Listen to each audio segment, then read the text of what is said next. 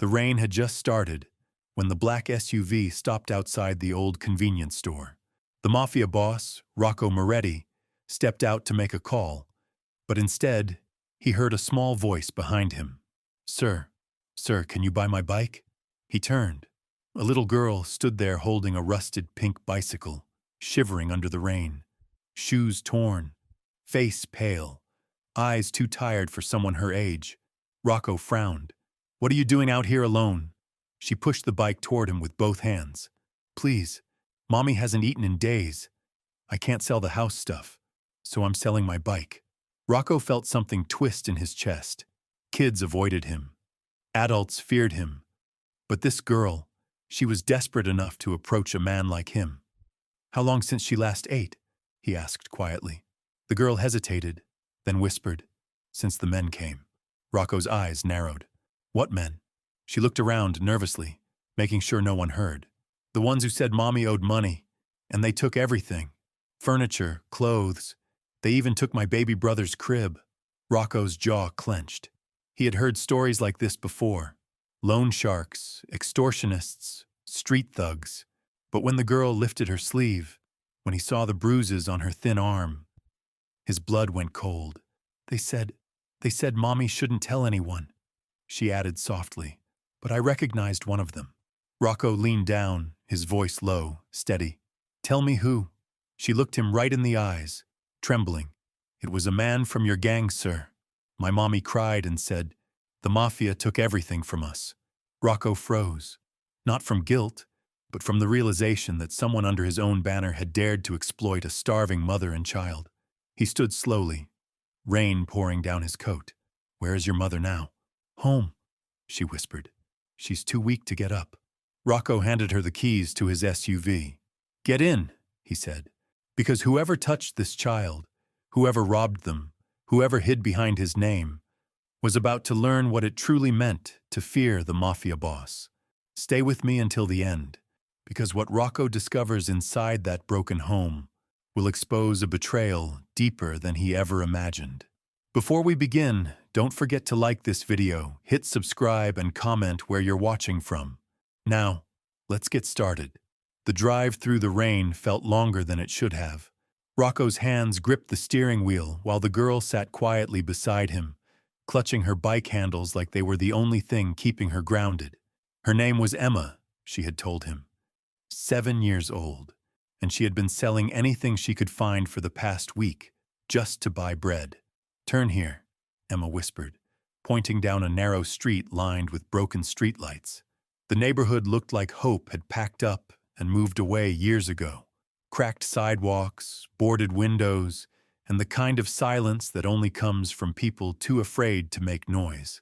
Rocco parked outside a small house with peeling, paint, and a front door that hung crooked on its hinges. The windows were dark, no electricity. He could smell the dampness and decay from the car. "She's probably sleeping," Emma said, climbing out with her bike.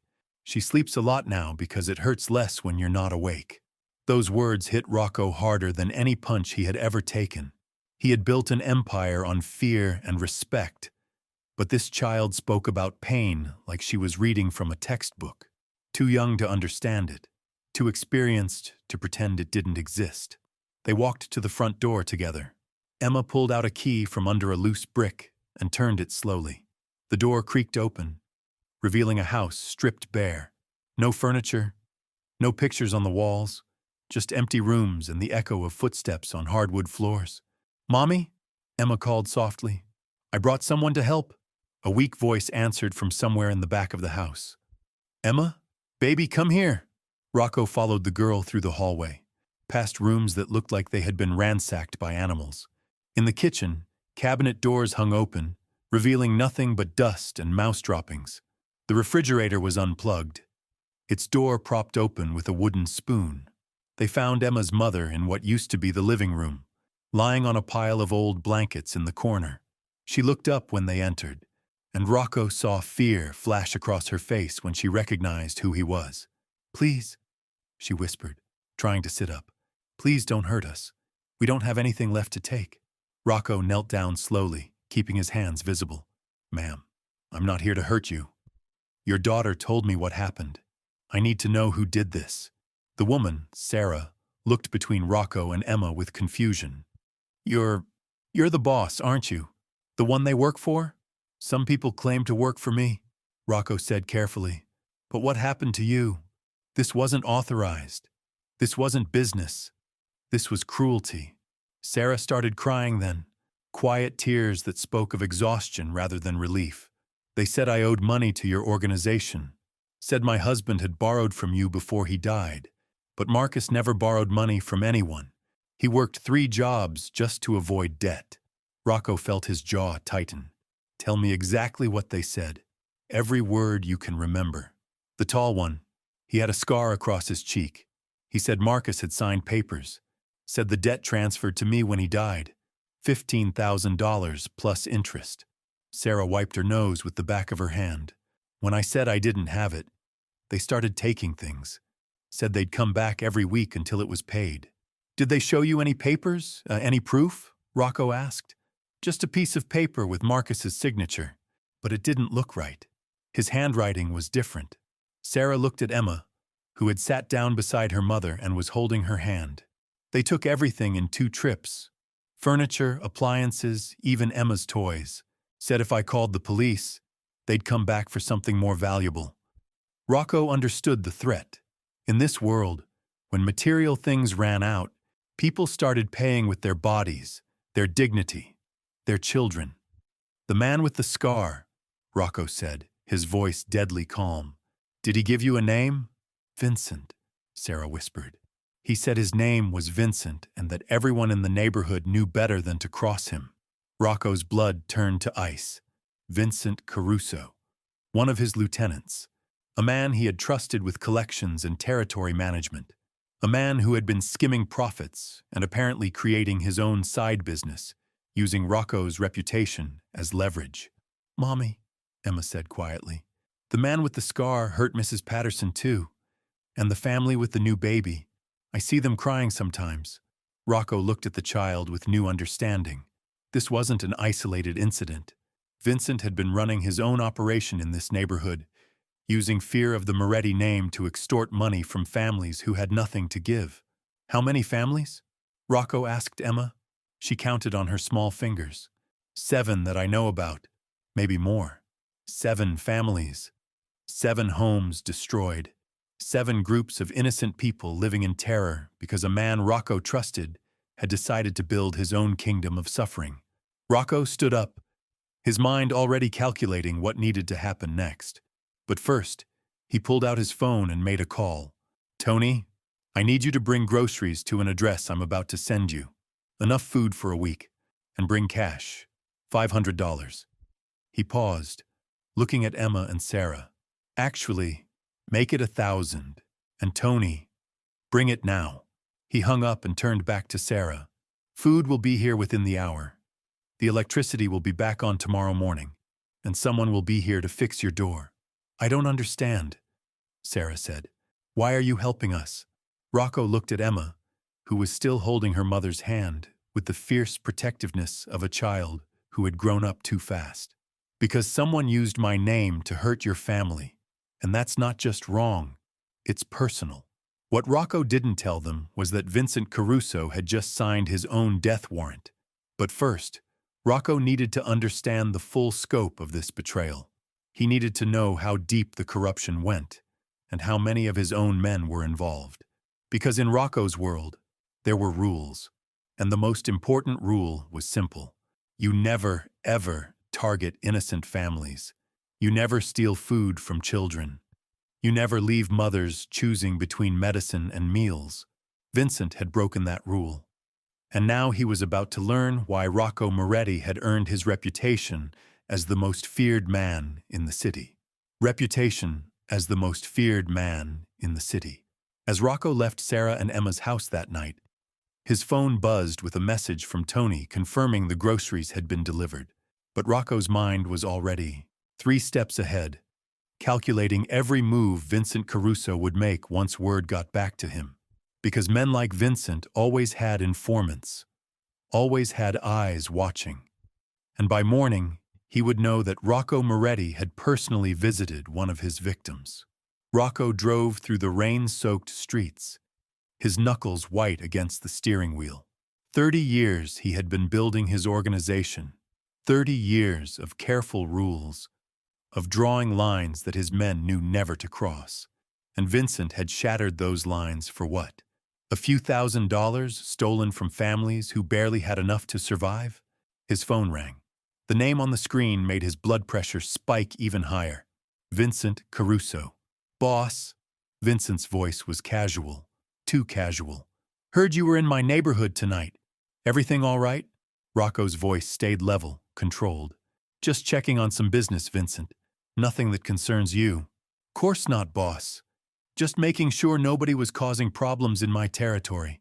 You know how protective I get about the families under my watch. The audacity of those words nearly made Rocco laugh. Vincent was actually bragging about protecting the same families he was destroying. Either he was completely delusional, or he thought Rocco was stupid enough to believe the lie. Speaking of families, Rocco said slowly, I met an interesting woman tonight. Sarah Thompson. Name ring any bells? The silence on the other end stretched just long enough to confirm everything Rocco suspected. When Vincent finally spoke, his voice had lost some of its confidence. Thompson. Doesn't sound familiar, boss. Should it? Her husband, Marcus, apparently owed us money before he died. $15,000 plus interest. You handled the collection personally. Oh, right, yeah. That Thompson. Sad case, boss. Husband left her with a mountain of debt. Had to recover what we could, you know how it is. Rocco pulled into the parking garage beneath his office building, the concrete walls echoing the sound of his engine. Vincent, I need you to meet me tonight. Bring the paperwork on the Thompson account. Tonight? Boss, it's almost midnight. Tonight, Rocco repeated, his tone leaving no room for argument. My office, 1 hour. He hung up without waiting for a response. The next hour gave Rocco time to make some calls. To Tony, asking him to pull every file they had on Marcus Thompson.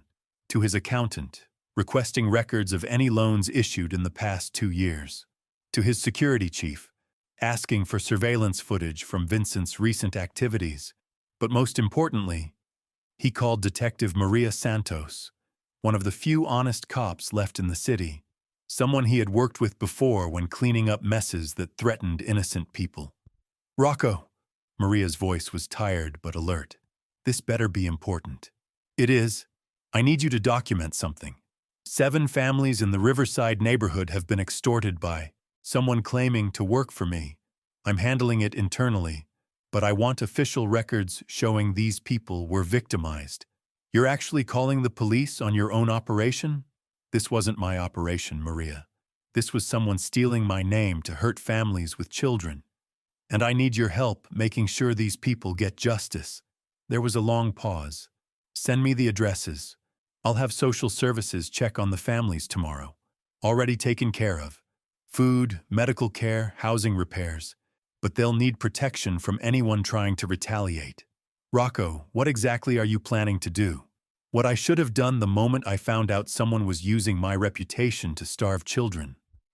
Vincent arrived at Rocco's office exactly 1 hour later, carrying a thin manila folder and wearing the kind of nervous smile that meant he knew he was in trouble, but was still hoping to talk his way out of it.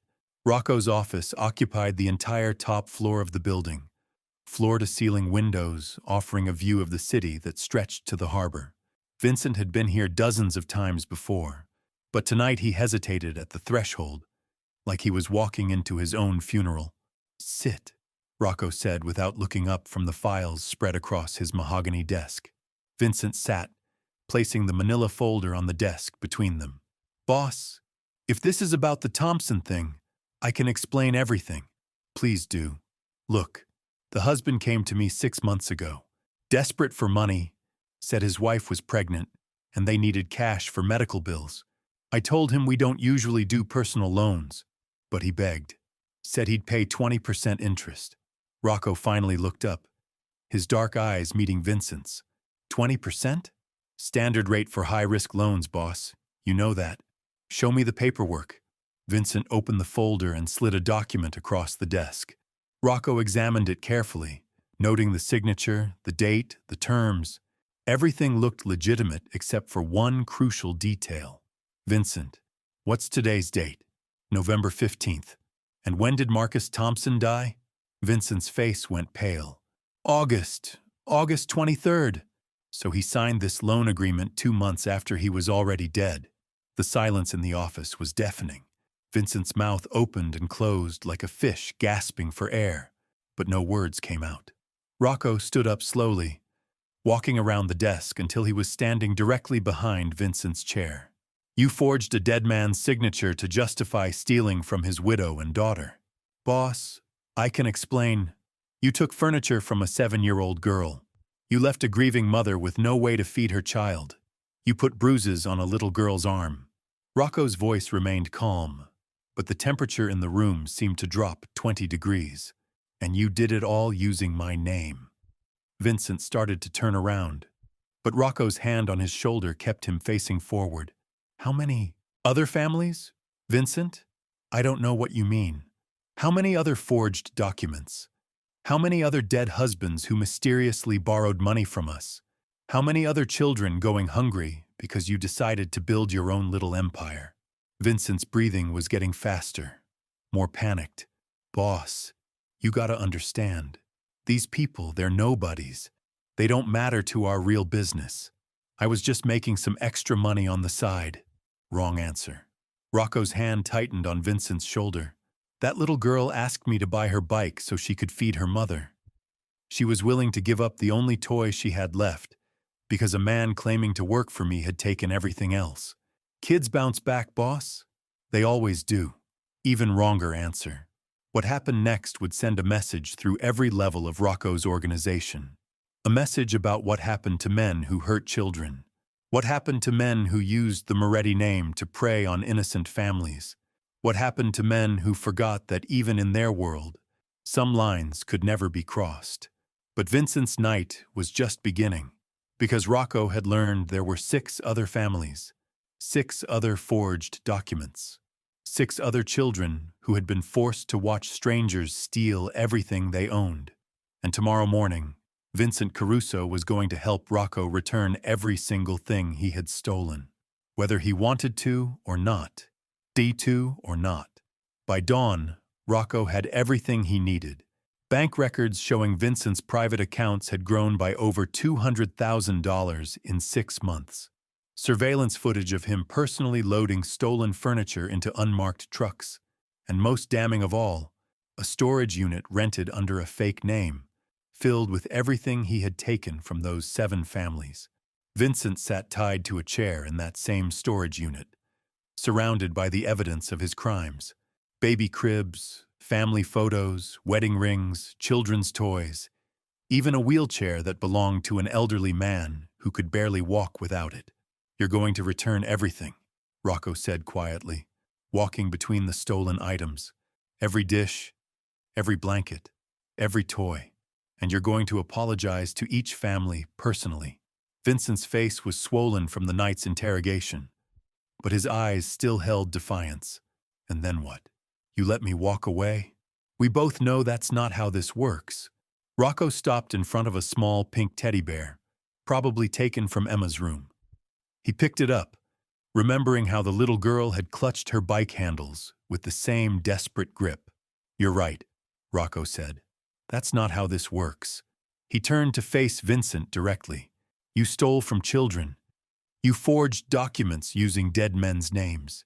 You put your hands on a 7-year-old girl. His voice remained calm, but every word carried the weight of a death sentence. In my world, there are consequences for crossing certain lines. Boss, please, I'll make it. Right. I'll pay back triple what I took. I'll disappear. You'll never see me again. Vincent, the moment you decided to hurt those families, you stopped being my problem. You became theirs. Rocco set the teddy bear down gently. And I always protect my people. What Vincent didn't understand was that Rocco had already made his choice the moment he saw Emma's bruised arm. This wasn't about money or territory or respect. This was about a little girl who had been forced to sell her bicycle because a grown man thought her suffering was profitable. Over the next 3 hours, Vincent found himself loading trucks with stolen goods under the supervision of Rocco's men. Every piece of furniture, every appliance, every personal item that had been taken from those 7 families was carefully catalogued and prepared for return. But Rocco had planned something more than simple restitution. The first stop was Mrs. Patterson's house, the elderly woman Emma had mentioned. Vincent knocked on the door, flanked by 2 of Rocco's men carrying her stolen television and family photographs. "Mrs. Patterson," Vincent's voice cracked as he spoke, "I'm here to return what was taken from you, and to tell you that it will never happen again." The old woman looked at him with a mixture of confusion and recognition. "You're the one who said my late husband owed money. You took my wedding china." "Yes, ma'am. I was wrong. Your husband never owed anyone anything." Vincent's hands shook as he spoke the words Rocco had made him memorize. "I forged documents. I stole from you, and I'm sorry." Mrs. Patterson accepted her belongings, but said nothing more. The shame in Vincent's eyes was punishment enough for now. The second stop was the young family with the newborn baby. Vincent personally carried the crib back into their home, watching as the mother broke down crying with relief. Her baby had been sleeping on a pile of blankets for weeks. By the time they reached Emma and Sarah's house, word had spread through the neighborhood. People stood on their porches, watching as trucks full of stolen goods rolled down their street. Some followed the convoy, wanting to see justice finally delivered to the man who had terrorized them. Emma was playing in her front yard when they arrived. She looked up and immediately recognized Vincent as the man with the scar. Fear flashed across her small face, and she ran toward the house, calling for her mother. "No," Rocco said firmly, stepping out of his car. "Emma, it's all right. He's here to give back what he stole." The little girl stopped running but stayed close to her front door, watching warily as Vincent and the other men began unloading furniture. Her couch, her mother's dresser, even her own small bed with the pink butterfly sheets. Sarah appeared in the doorway, looking stronger than she had the night before thanks to the food and medical attention Rocco had arranged. When she saw Vincent, her face hardened with an anger that surprised everyone. "You," she said, her voice steady despite the rage in her eyes. "You're the one who took my daughter's crib when she was crying. You looked at a 7-year-old child and decided her tears didn't matter." Vincent couldn't meet her eyes. "Ma'am, I'm here to return everything, and to pay for what I put you through." "Pay?" Sarah stepped closer, and even Rocco was impressed by the fierce protectiveness radiating from this grieving mother. "You think money fixes what you did to my daughter? You think cash erases the nights she cried herself to sleep because strangers stole her toys?" Emma had crept closer during her mother's speech, emboldened by seeing the fear in Vincent's eyes instead of her own. "You hurt my arm," she said quietly, "when I tried to keep my teddy bear." That's when Vincent finally broke. The weight of seeing his victims face to face, of hearing a child describe the pain he had caused, cracked something inside him that hadn't been touched by Rocco's physical interrogation. He knelt down to Emma's level, tears running down his scarred face. "I'm sorry.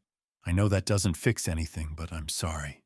Emma looked at him for a long moment, then at Rocco, then back at Vincent. "Will you promise never to hurt any more kids?" "I promise," Vincent whispered. "Okay," Emma said simply. "But you still can't touch my bike. I decided to keep it." Even Rocco smiled at that. But the day's reckoning was far from over. As Vincent finished returning the last of the stolen items, Rocco pulled him aside for a private conversation that the neighbors couldn't hear. "You understand, this doesn't end here," Rocco said quietly. "You've returned what you stole, but you haven't paid for what you did." Vincent nodded, knowing his fate had been sealed the moment Rocco discovered his crimes. "What happens now? Now you disappear, permanently. But not the way you think." Rocco handed him an envelope containing new identification documents, a bus ticket to a city 3,000 miles away, and enough cash to start over. "You're going to spend the rest of your life working with families like the ones you hurt. Homeless shelters, food banks, places where children need protection. Rocco's eyes were cold as winter steel. And if I ever hear that you've harmed another innocent person, if you ever use violence or intimidation against someone who can't fight back, I will find you. Vincent stared at the envelope, understanding the choice he was being given: exile and a lifetime of service, or a shallow grave in the industrial district. Why? Vincent asked. Why not just kill me? Rocco looked back at Emma, who was now riding her pink bicycle in circles on the sidewalk, laughing as her mother watched from the porch. Because that little girl asked me to promise you wouldn't hurt any more kids, and I don't break promises to children. As Vincent's bus pulled away from the station that evening, Rocco stood watching from his car, ensuring the man who had terrorized innocent families was truly gone. But his work wasn't finished.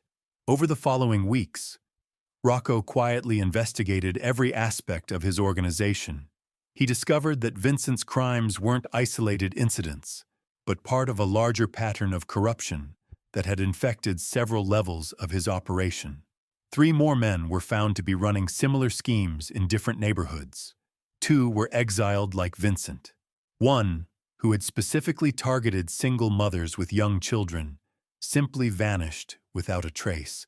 But the real change came in how Rocco restructured his entire operation. New rules were established and carved in stone. No collections from families with children under 18. No targeting of widows or single parents. No violence against anyone who posed no threat to the organization. More importantly, Rocco established what he privately called the Emma Fund. Money skimmed from his legitimate businesses, used to help families in crisis throughout the city. Food for hungry children. Medicine for sick parents, legal aid for people being exploited by predators like Vincent. Because sometimes the most powerful man in the city is the one who remembers what it feels like to see a child's tears and decides that some things are more important than profit. Sometimes justice comes not from courtrooms or police stations, but from the simple recognition that protecting innocent people is the only way to live with yourself. And sometimes, all it takes is one little girl with a pink bicycle to remind a dangerous man that even in the darkest corners of the world, there are still lines that should never be crossed. But this story isn't over yet, because 3 months later, Rocco received a phone call that would test everything he believed about justice, family, and the price of protecting those who cannot protect themselves. 3 months after Vincent's exile, the phone call came at 2 in the morning. Rocco answered on the second ring, his voice sharp with the alertness of a man who never truly slept peacefully. "Boss, we got a problem." It was Tony, his voice tight with urgency. "Remember that Thompson family? The little girl with the bike?" Rocco sat up immediately, every muscle in his body tensing. "What happened?" "Someone torched their house tonight. Sarah and Emma barely got out alive."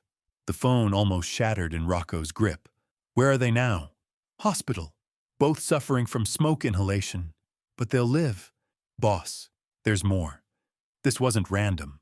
Someone left a message spray-painted on their front lawn." "What did it say?" "Snitches burn." Rocco was already pulling on his clothes, his mind racing through possibilities. Someone knew. Someone had discovered that Sarah Thompson was the woman who exposed Vincent's operation. Someone wanted to send a message that cooperation with Rocco Moretti came with consequences. "Tony, I want every man we have watching that hospital. No one gets near those girls without my permission, and I want to know who's been asking questions about the Thompson family." "Already on it, boss. But there's something else you need to know." Rocco paused, his hand on the door handle. "What?" "The fire department found accelerant poured in a pattern around the house. Professional work. This wasn't some street punk trying to scare them. This was someone who knows how to kill people and make it look like an accident." The drive to the hospital took 12 minutes through empty streets. 12 minutes for Rocco's anger to build from simmer to boil. Someone had tried to murder a 7-year-old girl because her mother had trusted him. Someone had decided that Emma Thompson deserved to burn alive because she had asked a dangerous man to buy her bicycle. The hospital's pediatric wing was quiet at 3 in the morning, but Rocco's footsteps echoed like gunshots down the sterile hallway. He found Sarah and Emma in a shared room, both connected to oxygen machines, their faces streaked with soot and exhaustion. Emma looked up when he entered, her small hand reaching toward him despite the IV tube taped to her arm. "Mr. Rocco? Did the bad men come back?" Those words hit him harder than any bullet ever had. This child had barely escaped death, was lying in a hospital bed struggling to breathe, and her first thought was that she had somehow brought this danger on herself. "No, sweetheart," Rocco said softly, pulling a chair close to her bed. "The bad men didn't come back. Different bad men tried to hurt you, but they failed, and they're going to pay for what they did." Sarah opened her eyes at the sound of his voice. When she saw him, tears began streaming down her face. "I'm sorry," she whispered through the oxygen mask. "I'm sorry we trusted you. I'm sorry I got Emma involved in your world." Rocco felt something crack inside his chest. This woman was apologizing to him. This mother was blaming herself for the fact that someone had tried to burn her child alive because she had accepted his protection. "Sarah, listen to me." His voice was gentle but firm. "This is not your fault. You didn't bring this on your family. Someone tried to hurt you because they're afraid of what you represent." "What do we represent?" Emma asked, her young voice muffled by the oxygen mask. "Hope," Rocco said simply. "You represent the idea that good people can trust me to protect them. And there are some very bad people who don't want anyone to believe that." 6 months later, Emma Thompson celebrated her 8th birthday in a house with working electricity, a full refrigerator, and a pink bicycle parked safely in her own garage. The scars from that terrible night had faded from her skin, but the lesson remained burned into Rocco's memory forever. Sometimes the most dangerous man in the city is the one who learns that true power comes not from inspiring fear, but from protecting those who cannot protect themselves. Because when a 7-year-old girl is brave enough to sell her bicycle to feed her mother, she teaches even the hardest hearts that some things in this world are still worth fighting for.